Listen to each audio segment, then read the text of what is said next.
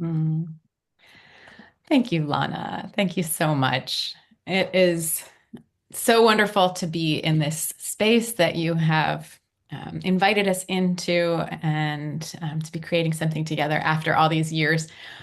And hi, everybody. It's wonderful to see you, Annalika, and Jan, who I know, and others, I think for the most part, I'm meeting for the first time. Thank you for joining us. I want to offer three parts to this bit of time. Lana talked about the three parts of the overall session. For me, I'd like to start by sharing the story of my own search for my calling and the work to discover it and to express it. I also want to uh, zoom out to the broad context of the world's call for heart-centered leadership. This was part of the invitation that Lana extended, that uh, I think most of us are hearing this call from the world for heart-centered leaders and the need or the desire not only to sustain but to actively regenerate communities, ecosystems, and the world around you. So now I'm quoting from the invitation itself, the urge to dream boldly and to align our projects with regenerative principles for deeper and longer lasting impact. So the second part of what I want to share with you is this bigger context within which your calling, your personal calling exists. So, and then I'll finish with a story of two heart-centered leaders that I work with. And that will be a way to illustrate the broad regenerative principles, including how each of them has searched for their own calling and their own way of contributing. So then in the rest of the session, Lana will guide a process for you to explore your own calling within that broader context. Okay? And I also will share my screen so that there's some visual to go with the words in case that's useful to you. Let me set that up just a moment.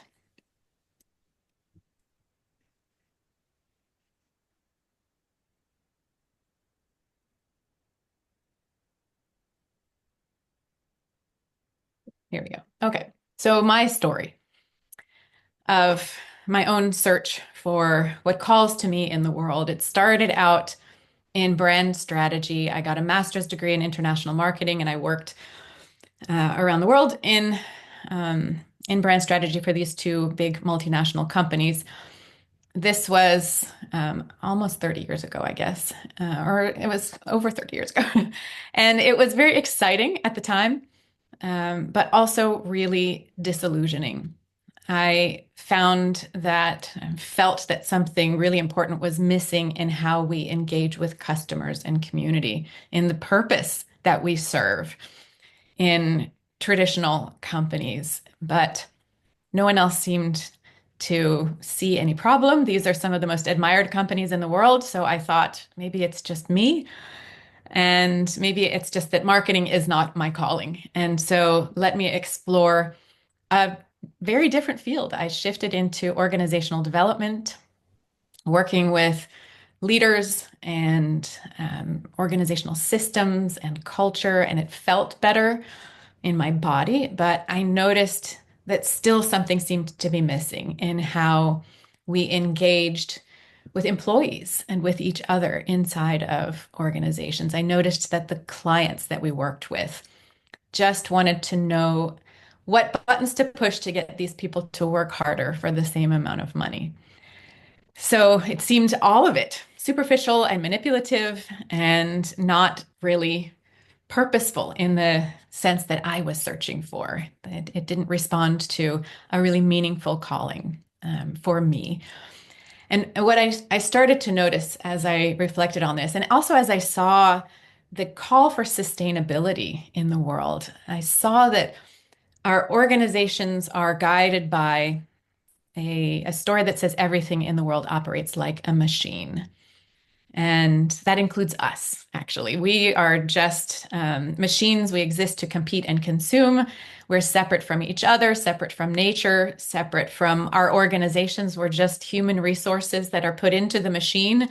And out the other end is a product that is spit out and falls into the lap of passively waiting customers who are also separate from the organization. So I started to wonder if maybe that was what was missing, that was pointing to something that was missing, and maybe that was the problem that was keeping us from solving the major problems we face in the world, like sustainability, but also poverty and inequality and every major problem. I came to believe comes down to this mechanistic reductionist story of domination and extraction and prediction and control. And so my sense was that there was more to the story, that there's also life, that we are not only machines. There are mechanistic characteristics to us and to our organizations, but that's not the most important thing. That's not the whole story. There is also life. We are more like living systems than we are like pure machines. We are ecologies. And if that's true, then the purpose of anything we do is to enable life to thrive within this ecology that we are and that we form together. And so I dedicated my life and my career to this concept of thrivability, to inviting people to recognize organizations as living systems and projects and communities, and therefore to see that our fundamental purpose is thrivability, is the practice of enabling life to thrive. And along the way, I added a skill set called the art of hosting. This is facilitation methods to bring people together, in which we recognize that what we are hosting is what wants to come to life through this group that we are, or the people who have gathered. And I'll tell you, this has been my focus for 25 years. And for maybe 20 of those, it was really, really hard, at least 15, where it was difficult to find people who could hear what I was talking about, who even were open to and interested in hearing a different story, a new worldview and paradigm. And yet, this was something that I couldn't not do. I saw some of you were in some exchange with Lana on LinkedIn talking about what does it mean? What is it like to feel a calling? And for me, as someone there said, it is something that you just can't not do, even if the world is not fully ready for it, even if it's not something you're particularly good at. This is something I've had to build skills for and an understanding of myself over all of these years. And happily, more and more of the world, including all of you, I'm presuming, are starting to be aware of this new story that is emerging. And so it's getting easier and easier for us to find each other and to explore what that means, what we'd like to do differently, how we can be in the collective practice of enabling life to thrive in service of a future in which all life can thrive. So I bring this whole skill set now to all different sectors, including education, including agriculture and the shift to regenerative methods of agriculture, to elder care, healthcare, tourism, all kinds of sectors. And I work around the world. I wrote a book that shares some of the guiding principles that I'll describe now in the next few minutes, and share some stories as well of what that work looks like. So this is the shift that I think is what brings us together. This is the shift I think humanity needs to make, is trying to make. And there are many signs that this is what is unfolding.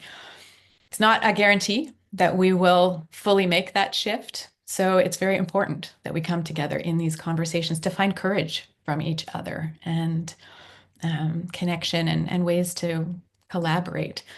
So it's from that shift towards recognizing projects and communities and organizations as living systems that we see the emergence of this concept of regenerative leadership.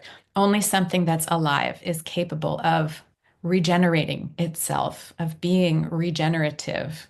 A machine cannot regenerate itself or be regenerated. It can be repaired, but this is a concept from living systems. And to me, it's helpful to note that in many ways, regeneration is a synonym for healing. Our bodies regenerate themselves. They renew, restore, and heal themselves, bring themselves back to wholeness.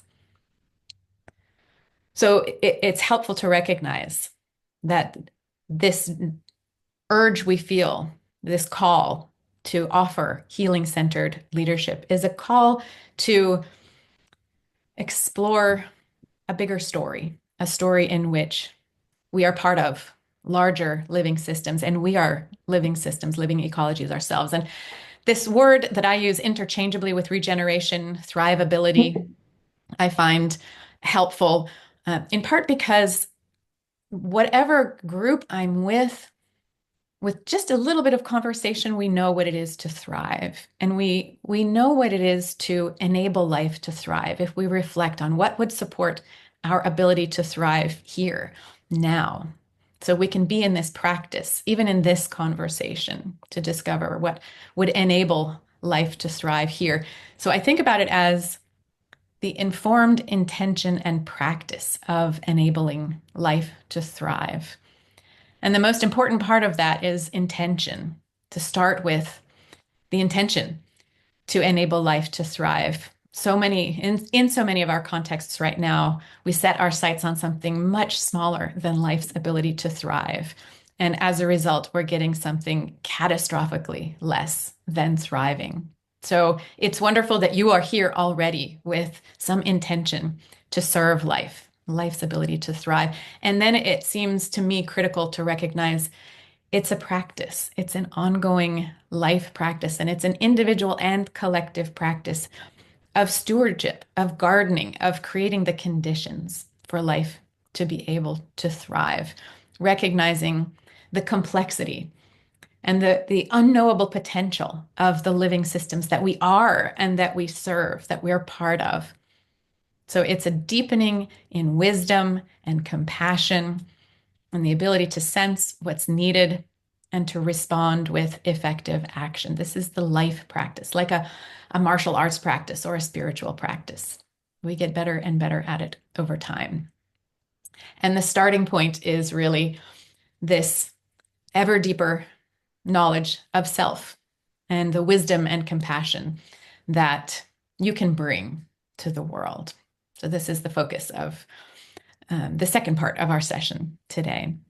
So we come with intention. We recognize this is not a to-do list. This is a life practice, and it's individual and collective practice. So then it's helpful to be informed. What does it mean to enable life to thrive? What does it take?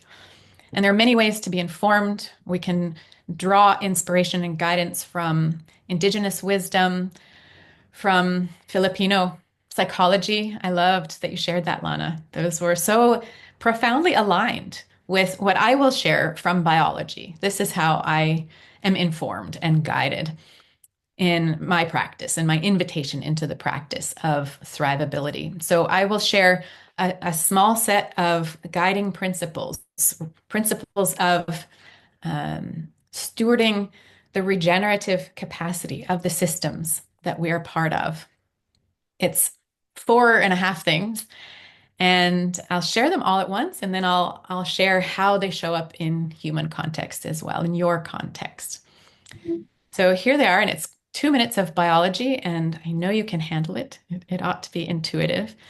We're informed by what I think of as life's universal design principles. So in all thriving living systems, there are diverse parts. And we want to invite as much of that diversity as possible, as much of the passion that we as diverse parts bring. So this is that practice of attuning to the calling that you feel, that is your gift to bring to the world. And we want that for others who are in the projects that we're part of, in the communities that we're part of as well. We want to create the conditions for each of us to be able to respond to what calls to us. Those parts are connected and supported in patterns and structures of relationship and flow,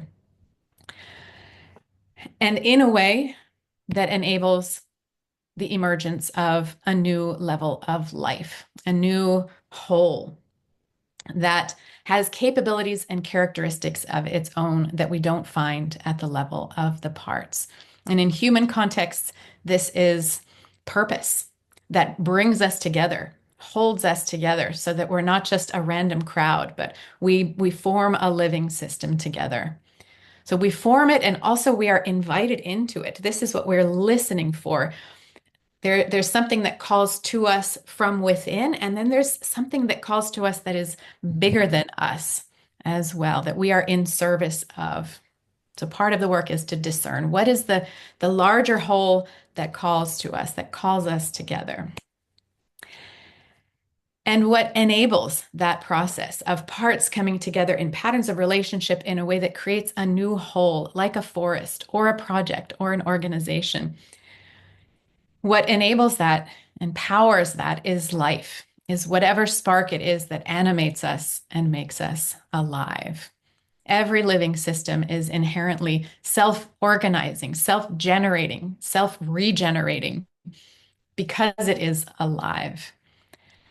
And so it's helpful to recognize that there is life. Otherwise, we stay stuck in the machine story where we think we're controlling everything, that we are the engineers and the mechanics making everything happen. Instead, we can see that we are participating in this larger living system. We're bringing our gifts and we're in learning with the living system, learning to listen, learning to respond as this practice of stewardship. And the 4.5 is that all of that exists within context as well. So we're shaped by context and we're aware of context. So when we recognize that there is life, then we shift as a role into stewards or gardeners in humility and in curiosity, in compassion, in the search for the wisdom of what is needed. So if we bring all of these together into a metaphor, we can imagine that all of these patterns are represented by a tree where the roots are us, the diverse parts with our passion. And we know that a tree needs a broad and diverse root base to have access to different sources of nutrients and just to hold up the tree. So this is where life enters through us. And the purpose that brings us together is like the fruits and the leaves, an offering up and out into the world, and the light and life of the sun brings energy back into the system as well, and guidance and information about what is needed with our passion. What are we in service of?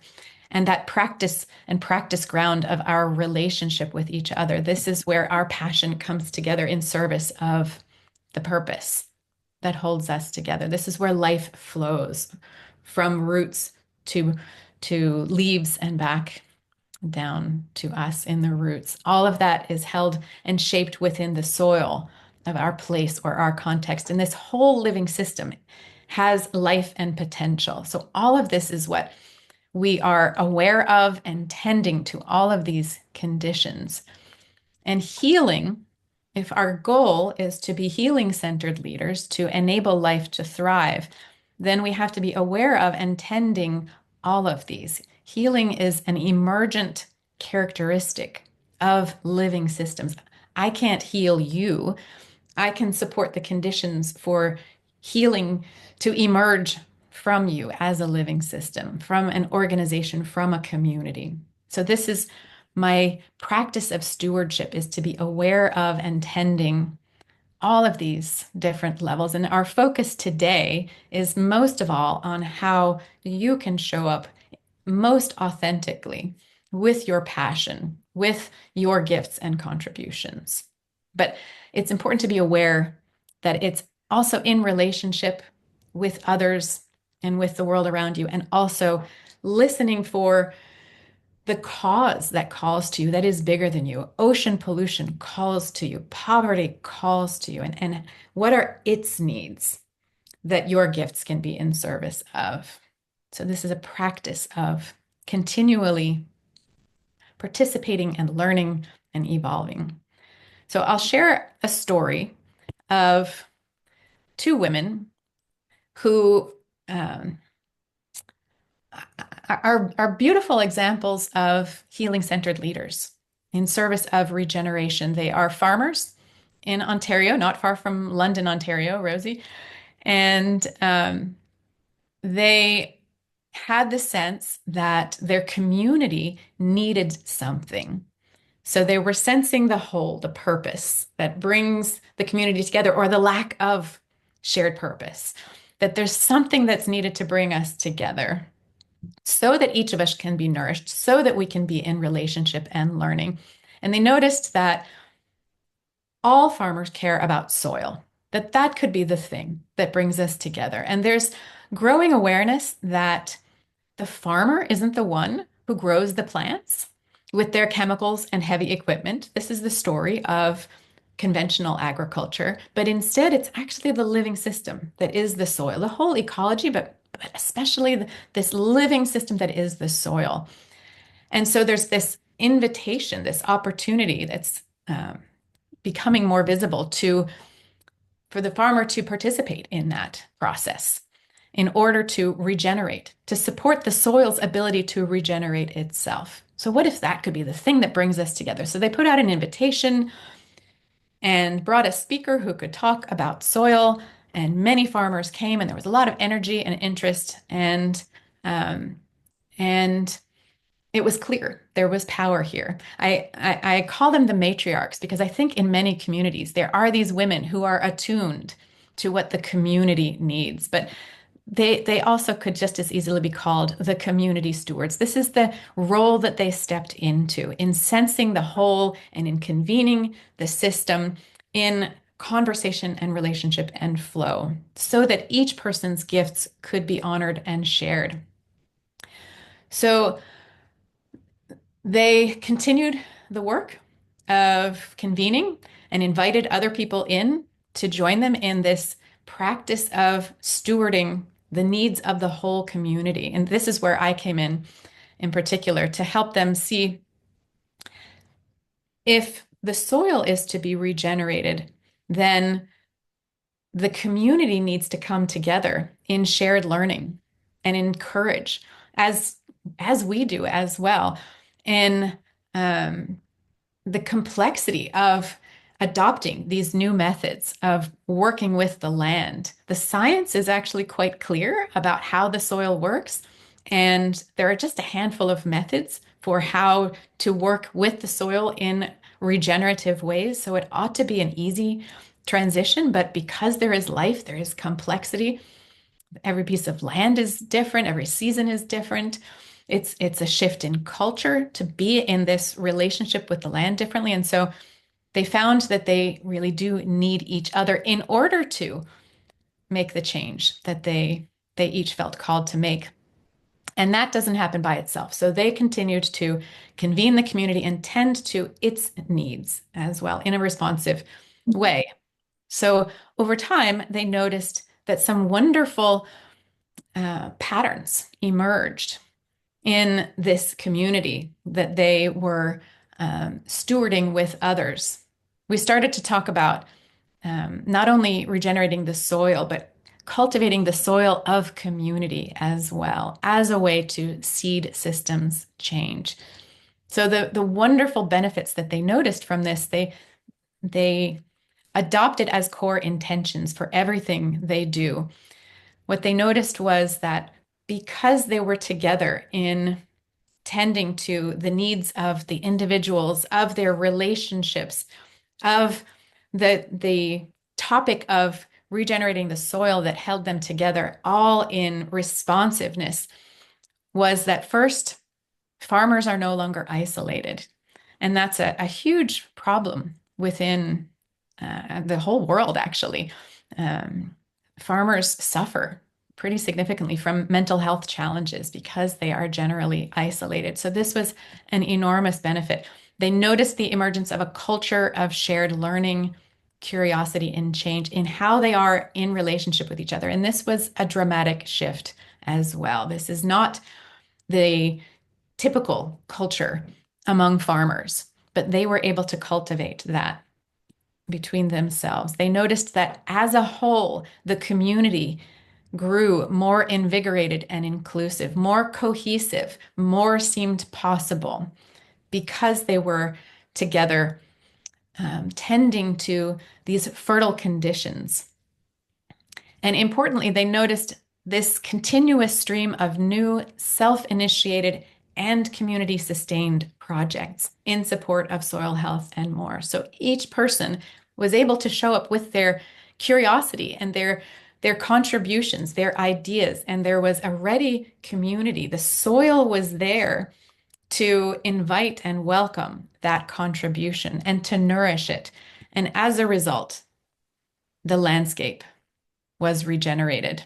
The soil is being regenerated on individual farms and across the land.